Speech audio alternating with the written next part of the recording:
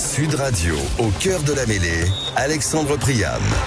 Vous êtes sur Sud Radio, on est ensemble jusqu'à 23h avec toute l'équipe, avec Philippe Spanghero. Bonsoir Philippe. Salut Alex, bonsoir à tous. Comment ça va ? Ça va très bien et vous ? Bah oui, ça va très bien. Il y a beaucoup de choses à dire. Hein. Ah oui. J'ai reçu le conducteur que j'ai lu avec attention, comme à mon habitude, et que d'actu. Ouais, que d'actu, effectivement. Beaucoup de choses à évoquer. Bonsoir Julien Thomas. Bonsoir à toutes et à tous, bonsoir l'équipe, comment ça va ? Bah ça va très bien, écoute, ça va très bien. Comment c'était ce petit week-end à Dubaï pour le Dubai 7, Julien ? Petit week-end à Dubaï pour jouer avec les Frogs Legends et c'était super. 35 degrés, beau temps. On était légendaires, perdu en demi-finale contre des Anglais, et voilà, les fameux Anglais. Ne nous parle plus. Ah ouais, c'est pour ça. Donc, vu les matchs de l'équipe de France 7 et des féminines aussi, qui étaient plutôt intéressants, c'est vrai que les masculins n'ont pas été forcément brillants.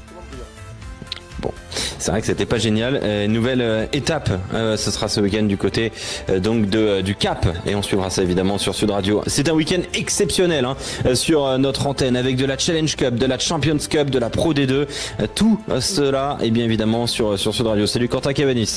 Bonsoir Alexandre, bonsoir à tous. Comment allez-vous messieurs ? Ça va très bien. Écoute Quentin. Bonsoir Adrien Abadi. Salut Alexandre, salut à tous. Comment ça va ? Bah écoute, ça va super, on a hâte de voir cette Champions Cup, cette Challenge Cup, journée incroyable et soirée surtout incroyable, très chargée. Ouais, soirée extrêmement chargée, mais avec plein de rugby. Et c'est ça, c'est la signature de Sud Radio, la radio du rugby, avec match qui vient de commencer, Nevers-Mont-de-Marsan, 0-0 dans cette journée de Pro D2, la 13e journée de Pro D2. On attaque tout de suite les informations de la semaine, Quentin Cavanis. Exactement Alexandre, on démarre avec la Champions Cup et la Challenge Cup qui débute cette semaine avec encore une fois un nouveau format pour la Champions Cup. Il y a cette saison 24 équipes en 4 poules de 6 avec 2 équipes de top 14 par poule qui ne pourront pas s'affronter en poule. En poule, chaque équipe jouera 4 matchs, 2 à l'extérieur et 2 à domicile. Avec le retour des grandes joutes de clubs, le PCR a choisi de prendre le sujet du harcèlement des arbitres au sérieux avec un plan de surveillance des réseaux sociaux via notamment l'intelligence artificielle. Il est également prévu une divulgation de l'identité des harceleurs afin de permettre une action de l'EPCR ou des poursuites par les autorités judiciaires. Toujours à propos d'arbitrage, il y a une bonne nouvelle concernant 2 arbitres français. Ils seront au sifflet du tournoi des 6 nations. Il s'agit de Pierre Brousset et de Mathieu Reynal. Pierre Brousset arbitra Irlande-Italie. Mathieu Reynal, lui, Pays de Galles, Italie. La Nouvelle-Zélande a choisi de rester ferme. Et oui, ils ont confirmé leur politique d'inéligibilité des internationaux évoluant à l'étranger. Alors que de nombreux All Blacks sont partis au Japon ou en Europe après la Coupe du Monde, ils ne pourront pas jouer avec la tenue All Black en étant à l'étranger. Giovanni Abel-Köfner, lui, s'en sort plutôt bien. Le joueur du Stade français qui s'était battu avec un membre du staff palois lors d'une sortie nocturne non autorisée par le club ne sera pas licencié comme ça avait été évoqué par le Stade français, mais il est mis à pied et ce jusqu'au 17 décembre. Il ne sera privé finalement que de 2 matchs de Champions Cup. Il pourrait être disponible pour la réception de La Rochelle en top 14 le samedi 23 décembre. Teddy Thomas, lui, a eu une sanction plus lourde. L'ailier rochelais, un coupable d'un plaquage au haut sur Nolan Le Garec lors du match Racing La Rochelle, avait été expulsé. Après passage devant la commission, il aura finalement 5 semaines de suspension et pourra rejouer seulement à partir du 31 décembre. Et puis on a une bonne nouvelle concernant le numéro 10 du Stade Toulousain et de l'équipe de France, Romain Ntamak, qui poursuit sa rééducation, la rééducation de son genou gauche qui avait été opéré fin août. Il a repris la course et garde comme objectif une reprise de la compétition fin mars ou début avril. Merci beaucoup Quentin Cavanis pour ces infos. On va les développer dans quelques instants sur Sud Radio. L'information que tu souhaites développer, Philippe Spanghero. Il y en a beaucoup, mais je vais m'arrêter sur le choix fort de l'EPCR de lutter contre le harcèlement contre les arbitres, parce que une nouvelle a été quand même... Voilà, c'était pour juste annoncer. Ah bah non, il faut dire le conducteur, je croyais que tu l'avais lu. Julien Thomas, l'information que tu souhaites développer. Ouais, j'ai discuté avec le PCR, mais on peut parler aussi de la Coupe des Champions et puis surtout ce nouveau format, bien sûr. Alors non, on ne peut pas faire ça parce que c'est le sujet de la chronique. Et donc, il a rien écouté. Bon, allez, on se retrouve dans un instant sur Sud Radio. Il est jet-lagué complet. Il est jet-lagué. C'est pas possible. Allez, à tout de suite sur Sud Radio. Vous êtes au cœur de la mêlée sur Sud Radio. On est ensemble jusqu'à 23h avec de la Pro D2 et puis le top départ de la Champions Cup et de la Challenge Cup avec notamment ce soir l'Union Bordeaux-Bègles qui entre en lice. Ce sera évidemment sur Sud Radio en direct donc du côté du Connacht en Irlande avec notamment la présence de Damien Penaud titulaire avec cette équipe de l'Union Bordeaux-Bègles. Mais il y aura aussi la Challenge Cup sur notre antenne avec Clermont ce soir et qui aussi entre en lice et c'est important de le signaler. L'ASM Clermont-Auvergne qui sera donc sur Sud Radio avec ce match à domicile face à Édimbourg. Et puis la Pro D2, la 13e journée avec toutes les rencontres au programme. On les a pas rappelées, Quentin Calonis, quelles sont-elles? Oui, on les a pas rappelées. Il y a Nevers-Mont-de-Marsan, Biarritz-Béziers, Rouen-Grenoble, Soyons-Angoulême, Agen, Dax, Valence-Roman, Montauban, Aurillac et Vannes, Aix-en-Provence à 21h. Colomiers a battu Brive hier 15-9. Merci beaucoup Quentin Camenis. Quelle news on va développer? Alors on refait le tour de table. Philippe Panguero, qu'est-ce que tu veux développer? Alors moi, je décide de parler de l'annonce forte faite par le PCR de vouloir lutter contre le cyberharcèlement à destination des arbitres, puisqu'il y a une information quand même importante cette semaine avec l'arrêt de carrière d'un arbitre très talentueux, l'arbitre vidéo de la dernière finale de la Coupe du Monde, qui a très très mal vécu les menaces reçues en ligne suite à la finale et à des décisions qui ont été prises par ses soins. Et donc je crois qu'on est à un tournant quand même. On a besoin des arbitres et au-delà du respect des arbitres, il y a cette règle quand même qui prévaut dans le sport et particulièrement dans le rugby et qui amène un rapport de respect aux référents de la règle. Et il faut qu'on soit très vigilant par rapport à ça. Et je crois que le PCR a pris la bonne décision.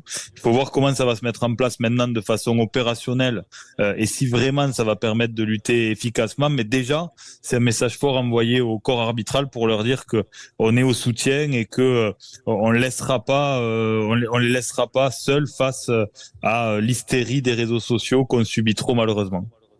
Oui, effectivement, avec cette mise en place donc d'une sorte de système pour le harcèlement. Est-ce que on peut considérer en fait, ça, c'est juste en 2 mots, c'est une société qui garantit a priori à l'EPCR de lever l'anonymat, et donc on sait à quel point c'est l'anonymat qui rend. Il y a un logiciel qui comprend 35 langues. Donc, et la question, c'est est-ce que ça pourra gérer tout ça? C'est une IA, c'est une intelligence artificielle. Ouais, mais il faudra gérer tous les réseaux sociaux et toute cette haine déversée. Est-ce que ça va tenir vraiment de bout en bout, de pouvoir déceler qui, comment? C'est ça la problématique. Est-ce que l'idée après, c'est pas de faire des exemples au début pour dissuader certainement, mais la promesse de l'entreprise prestataire, c'est de s'en charger et de dire à l'EPCR de lever l'anonymat, de dire quelles sont les personnes derrière ces comptes-là pour que des actions soient menées. De toute façon, il n'y a pas 50 solutions, mais l'annonce est forte et elle méritait pour moi d'être soulignée parce que on vit quand même une période particulière dans le respect de la règle, le respect des arbitres, et honnêtement, c'est un des garde-fous de notre sport qu'on doit à tout prix préserver. Non mais tu as tout à fait raison de le souligner. Comment expliquer qu'il y ait une hausse aussi alarmante du harcèlement, des menaces, même dans notre sport qui est le rugby, Philippe? Comment l'expliquer? Il y a beaucoup de choses. D'abord, il y a ce phénomène de société, d'agressivité à travers les réseaux sociaux, encore une fois exacerbé par l'anonymat. Et puis, il y a tout le côté affectif que génère le sport, où on n'est plus du tout rationnel. Moi, j'ai eu des discussions avec des gens qui sont des gens plutôt sensés après ce quart de finale contre l'Afrique du Sud. C'est pas forcément des gens qui sont allés insulter l'arbitre sur les réseaux sociaux, mais qui étaient extrêmement virulents parce qu'ils étaient malheureux et qu'ils avaient perdu l'objectivité, la capacité de se dire qu'il y avait plein d'autres raisons qui expliquaient qu'on n'ait pas gagné ce match au-delà de l'arbitrage. Et donc voilà, il y a ça aussi dans le sport, ce côté émotionnel très fort. Il y a aussi un autre sujet qui est un peu moins présent dans le rugby, c'est les paris en ligne, parce qu'il y a beaucoup de gens qui jouent et qui veulent trouver les raisons de pourquoi ils ont perdu de l'argent quand ils ont pas gagné, et donc ils déversent leur haine sur les arbitres ou sur les joueurs et les joueuses.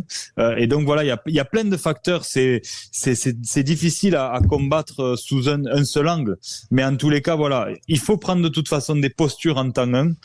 Espérons qu'elles soient efficaces, mais au-delà de ça, il y avait un message à adresser. Il est adressé et c'est important. Ouais, non, mais tu fais bien de le signaler, effectivement. Julien, toi, t'as subi des menaces parfois, du harcèlement, des interjections sur les réseaux sociaux quand tu étais joueur, des gens qui viennent qui viennent un peu tenser tes performances, toi, bien en sûr. Tant qu'humain, et ta famille. Ça t'est arrivé, toi? Ouais, bien sûr, ça m'est arrivé. Alors, quand on parle du sportif, du joueur et de moi-même, c'est-à-dire de mes performances, ça parfois, mais bien sûr, ça fait mal, mais c'est quand même une déferlante de haine qui est gratuite.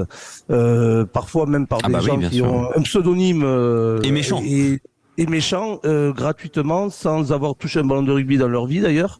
Mais ça se comprend. Peut-être qu'il y a une analyse de ces personnes-là. Mais quand ça commence à partir sur la famille ou les enfants ou du harcèlement permanent, j'ai même eu une fois, j'avais porté plainte, c'était des appels qu'on avait retrouvé la personne, mais c'est quand même parce qu'après on se pose beaucoup de questions. Ça se trouve il est dans le secteur, ça se trouve il est de l'autre côté de la France, on sait pas. Donc c'est quand même inquiétant d'en arriver là et de se cacher derrière des menaces et de la haine comme ça. Ouais, sur les réseaux sociaux, et voilà, on souligne et on salue le PCR de mettre en place plusieurs mesures donc pour lutter contre le harcèlement en ligne des arbitres, et notamment cette assistance et un service enquête donc fourni à l'EPCR et aux arbitres pour, je cite, tout harcèlement détecté sur les réseaux sociaux, toute menace reçue en message privé. Précise bien, le bien-être des officiels de match est une priorité, et pour cette raison, le PCR a pris la décision d'établir des niveaux de protection clairs. C'est ce qu'a déclaré donc Dominique Mackay, le président de l'instance européenne. Tu voulais souligner une autre information, toi, Julien Thomas, cette suspension pour le premier carton rouge de sa carrière pour pour Teddy Thomas.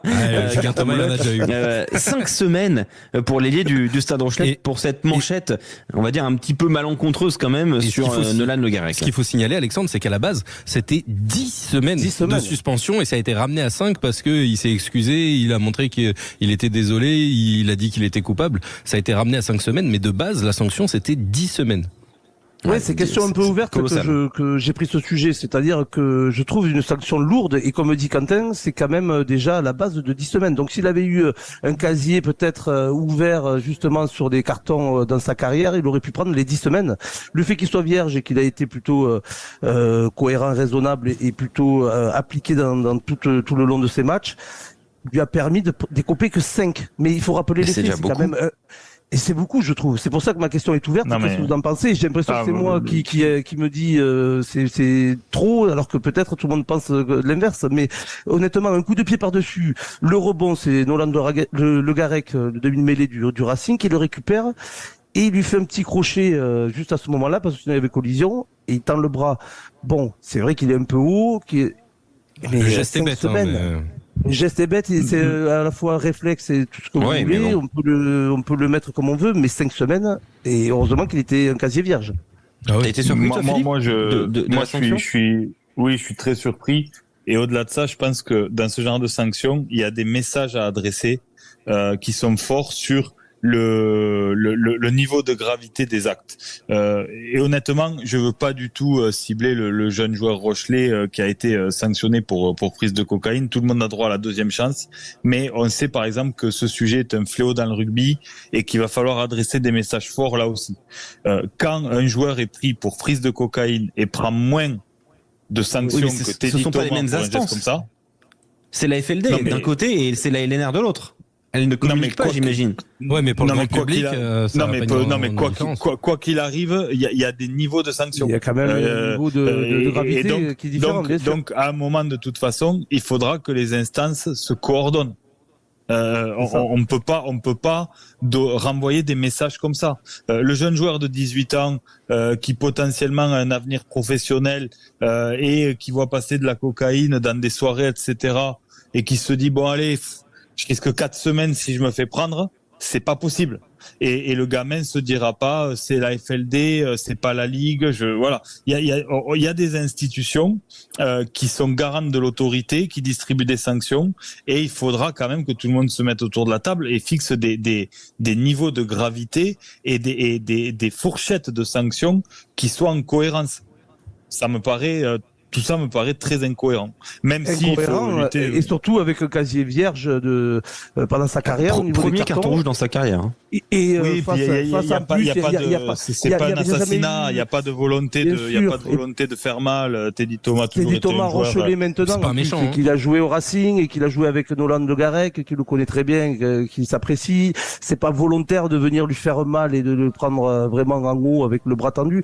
C'est plutôt un réflexe défensif pris sur le crochet. Mais au point d'en prendre 5 semaines, alors que comme disait Philippe, il y a des sujets comme ça qui sont, pour ma part, je pense un peu plus grave s'il y a de la drogue ou autre, ou même des stupéfiants. C'est quand même incohérent, je trouve. C'est pour ça que je posais un petit peu cette question ouverte. Non, mais je pense que juste pour terminer, c'est vrai que là, les instances sont en difficulté parce que le sujet de la santé des joueurs est un sujet sensible et on ne sait pas comment bien l'appréhender. Et là, en l'occurrence, il y a des gestes qui favorisent vraiment les traumas, les commotions, etc., dont les plaquages hauts. Et donc, il y a une volonté d'être très dur sur les sanctions. Mais il y a quand même à prendre en considération le passif du joueur, la façon dont il fait l'acte, et puis si, en effet, il y a une commotion ou enfin un choc sérieux avec le joueur adverse. Et quand on regarde tout ça, par exemple, en ce qui concerne Teddy Thomas, c'est extrêmement sévère. Moi, il y a une information que je voulais revenir à propos de laquelle je voulais revenir avec vous. C'est la fédération néo-zélandaise donc qui a réaffirmé sa politique d'éligibilité des internationaux évoluant à l'étranger, alors que donc pas mal de All Blacks quand même ont rejoint la France et le Japon. Sam Cane était par exemple pour le fait que les internationaux. Je vais expliquer effectivement, Quentin. L'Afrique du Sud avait un moment aussi cette inéligibilité. Par exemple, vous jouiez en Europe ou ailleurs en fait, tout simplement. Il fallait avoir au moins 30 caps pour être sélectionnable par les Springboks. Les Springboks donc ont abandonné cette politique en 2018. Ils sont devenus, comme le dit très bien l'équipe, champions du monde en 2019 et 2023. En Nouvelle-Zélande, on devait se diriger donc vers ce changement de politique. C'était d'ailleurs le souhait du sélectionneur, du nouveau sélectionneur Scott Robertson quand il a candidaté pour ce poste. C'était aussi le souhait de Sam Cane, capitaine des All Blacks et joueur au Japon. Mais la fédération néo-zélandaise a refusé tout changement. Et je cite Mark Robinson, qui est le patron de la fédération. Nous sommes très clairs sur notre règlement et nous pensons qu'il a joué un rôle essentiel dans le succès des All Blacks pendant longtemps. Mais nous reconnaissons également que le monde change et que de temps en temps, ces discussions doivent avoir lieu. Pour l'instant, nous sommes vraiment satisfaits de la situation. Voilà ce que dit Mark Robinson, le patron de la fédération de rugby néo-zélandaise. Est-ce que là, la Nouvelle-Zélande se tire une balle dans le pied, Philippe Spanghero ? Alors là, c'était un moment délicat pour les Néo-Z. On était assez persuadés qu'ils allaient assouplir la règle parce qu'il y a quand même des joueurs qui sont encore des joueurs phares de cette équipe qui jouent à l'étranger, donc qu'ils allaient composer un peu, essayer de prendre une règle alternative comme ce qu'avaient fait les Sud-Africains et que tu viens d'expliquer. C'est un choix très fort. Ça place le maillot All Black au-dessus de tout et ça renvoie les joueurs à leur réflexion personnelle de dire voilà, vous avez le choix potentiellement. C'est aussi l'idée de protéger les compétitions nationales. Ah ben forcément, c'est le choix de les protéger, mais honnêtement c'est quand même surprenant. On était assez persuadés que la Fédé allait être obligée d'assouplir les règles pour ramener dans le giron des joueurs qui, je le répète, sont encore des joueurs cadres a priori des Blacks pour les prochaines années. Et surtout, est-ce que ça va pas mettre une cassure peut-être entre les joueurs néo-zélandais et les instances néo-zélandaises justement qui elles sont favorables à garder les joueurs et que eux, forcément en tant que joueur que tu as été acheté, enfin que tu es dans les contrats mieux payés au Japon ou quand tu viens en France que peut-être en restant là-bas et qui eux sont favorables justement à pas ne considèrent pas cette règle. Voilà, donc ça peut faire une fracture entre les deux. Alors, honnêtement, peut-être que oui, mais par contre, je crois qu'il y a quand même un respect de l'institution pour les joueurs néo-Z.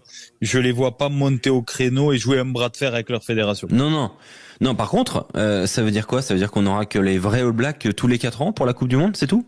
Parce qu'en dehors de là, on aura une équipe entre guillemets un peu bis parce que les meilleurs éléments, ceux qui ont les meilleurs salaires, ne pourront pas être sélectionnés. C'est donc ces All Blacks là qu'on aura pendant 4 ans. On devra attendre chaque Coupe du Monde, Philippe? Je crois pas parce que honnêtement, on peut pas être efficace si une partie de tes joueurs cadres reviennent juste l'année de la Coupe du Monde. Ça peut pas se passer comme ça. Donc ça va être des choix difficiles pour certains joueurs. Les Springboks, ça a très bien marché pour eux. Oui, ça a ils étaient toujours sélectionnés. Oui, mais ça a très bien marché, mais parce que il y avait quand même une partie du socle vraiment, c'était un épiphénomène. Les joueurs cadres de cette équipe qui jouaient à l'étranger, c'était pas l'ossature principale. Là, les Blacks, au Japon notamment, c'est quand même un exode massif de joueurs importants. Ah non, mais oui. c'est colossal, effectivement. Qui monte en puissance, bien sûr. Voilà donc pour les informations qu'on voulait développer avec vous. On vous rappelle qu'entre Nevers et Mont-de-Marsan, c'est la 13e journée de Pro D2. Il y a actuellement 0-3 en faveur des Landais du côté du stade du Pré-Fleury. Le multiplex Pro D2 dans un instant. Salut Mathieu Dalzevo. Bonsoir Alex, bonsoir à toutes et à tous. Comment ça va? Ça va, à Sapiac pour cette belle affiche contre le stade Aurillacois avec des Montalbanais qui doivent se racheter, ça criait fort. Dans les vestiaires à Béziers la semaine dernière, les staffs et joueurs ne sont même pas venus en conférence de presse parce que on n'était pas très content du côté du staff de la prestation montalbanaise à Béziers. 40-13, c'était le score final. Alors du côté de Béziers, du côté de Montauban, ça va plutôt bien à domicile. Voilà, il y a pour l'instant cette opposition entre les prestations à domicile et à l'extérieur, et donc quand on n'a pas de bons résultats à l'extérieur, il faut assurer à domicile face à une équipe de Aurillac qui arrive en pleine confiance. 4 matchs sans défaite pour les Aurillacois qui ont fait tourner un petit peu leur effectif, mais il y a quelques jeunes aux dents longues qui veulent se montrer ce soir, alors que les deux équipes entrent sur la pelouse pour cette belle affiche entre Montalbanais et Aurillacois. Et à 21h, coup d'envoi de la Champions Cup et de la Challenge Cup avec l'Union Bordeaux-Bègles et Clermont qui commencent les compétitions européennes. Ce sera évidemment en direct en intégralité sur Sud Radio, mais dans quelques instants donc le multiplex de cette 13e journée avec les pronostics de Philippe Spanghero. Nevers, Mont-de-Marsan, Philippe. Nevers. Montauban-Aurillac. Montauban. Rouen-Grenoble. Grenoble. Dax, Valence-Roman. Dax. Angoulême-Agen. Agen. Biarritz, Béziers, enfin. Biarritz. Biarritz, et donc pour le gros match de ce soir, Vannes face à Aix. Ah là là, ça c'est la très grosse affiche. Je vois Vannes à domicile, mais si Provence réalisait le coup, ce serait quand même un énorme message envoyé. Mais j'y crois pas. Vannes est trop souverain à domicile. Vannes. Voilà donc les pronostics de Philippe Spanghero qu'on vous conseille ou pas, c'est selon, de suivre. On se retrouve à 20h15 si vous voulez Philippe. gagner de l'argent. Voilà, c'est ça. On se retrouve à 20h15 Philippe avec un invité dans 45 minutes. Marco Tolègne, le deuxième ligne ou troisième ligne du MHR, sera avec nous pour évoquer la parenthèse européenne du MHR et puis son cas aussi personnel. Il n'en a pas terminé de sa carrière, il a encore beaucoup d'ambition avec le MHR ou peut-être ailleurs à l'avenir. On en parlera avec lui justement dans quelques instants sur Sud Radio. Mais d'abord le multiplex de la 13e journée de Pro D2. À tout de suite.